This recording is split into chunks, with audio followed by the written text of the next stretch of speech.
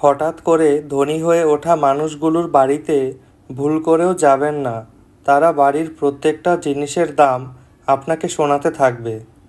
টাকার গরম, ক্ষমতার দাপট, সম্পত্তির অহংকার, রূপের বড়াই এগুলো রাখবে কই? কাফনের তো পকেট নেই। ইচ্ছেগুলোকে স্বাধীনতা দাও, উড়তে দাও। আকাশে লোকের কথাতে কান দিও না, সে তো রোজই ওড়ে বাতাসে। অতীত জানার পরেও যে মানুষটি থেকে যাবে, ভালোবাসাটা না হয় তাকেই উজাড় করে দিও। মনের কথা অন্যকে যত কম বলা যায় ততই ভালো, কারণ মন বদলায়, কথা ফেরত নেওয়া যায় না। যদি কারো কাছে করা যেত মন ভাঙারই নালিশ, রোজ তবে কোথাও না কোথাও বসত বিশ্বাসঘাতকতার সালিশ। যে ব্যক্তি মন থেকে নিজেকে সুখী না ভাববে, সে ব্যক্তি রাজপ্রাসাদে থাকলেও সুখী হবে না। তুমি জানো তুমি সঠিক, তারপরেও তর্কে যেও না, কারণ তর্ক সমস্যার সমাধান আনে না, বরং আরও জটিল বানিয়ে দেয়। লোভ এমন একটি জিনিস যা একজন মানুষকে খুব দ্রুতই নষ্ট পথে নিয়ে যেতে পারে, যার পরিণাম হয় ভয়াবহ। যখন সুখের পথে পা বাড়ালাম, তখন দেখলাম আমি শত সহস্র মাইল হেঁটেও সুখের এতটুকু কাছে যেতে পারিনি। কারো অ্যাটেনশন পাবার চেষ্টা না করে সম্মান পাবার চেষ্টা করো, কারণ অ্যাটেনশন কিছুক্ষণ পর গায়েব হয়ে যাবে, কিন্তু সম্মান রয়ে যাবে।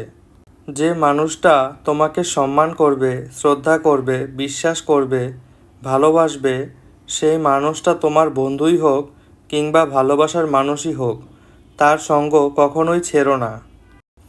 জ্ঞানী হবে অপমান, গুণী হবে দোষী, সত্য যাবে নির্বাসনে, মিথ্যা হবে বেশি, লজ্জা উঠবে আকাশেতে, শরম খাবে ধান, যাতে উঠবে অজাতেরা, থাকবে না আর মান।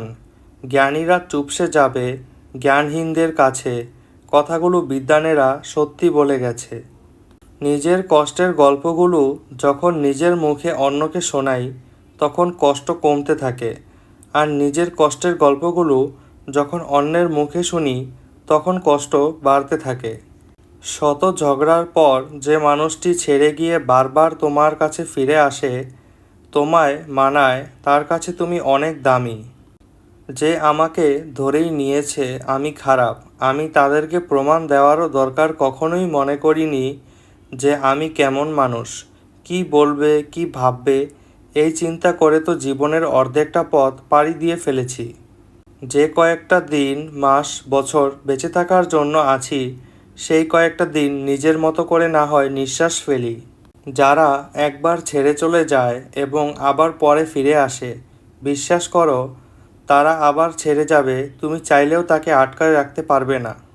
স্বার্থ ছাড়া যে ভালোবাসবে আর প্রয়োজন ছাড়াই যে খোঁজ নেবে, জীবনে এমন একটা মানুষ থাকাই যথেষ্ট। কেউ যদি অবহেলা করে, দোষ তার নয়, দোষ নিজের, কারণ তুমি তার কাছে বেশি আশা করে ফেলেছ।